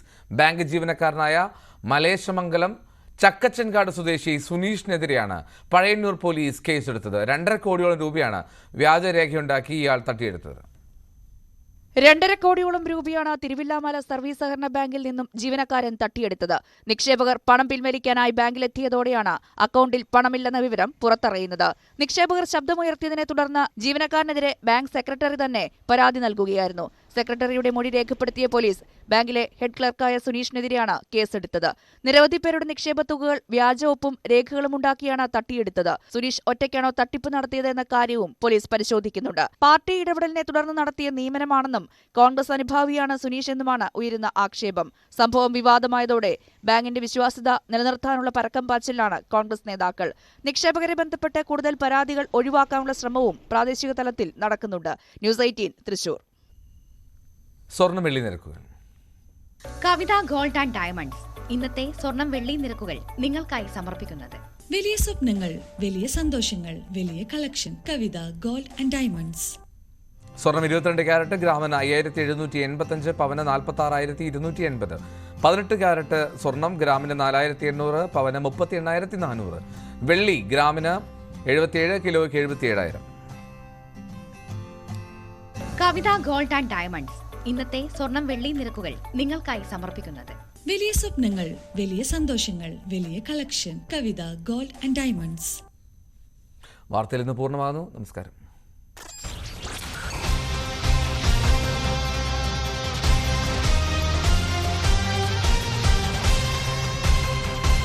ഈ പരിപാടി മുസ്ലിങ്ങളുടെ ആരാധനാലയം എന്നൊക്കെ പറഞ്ഞു വരാം. പക്ഷേ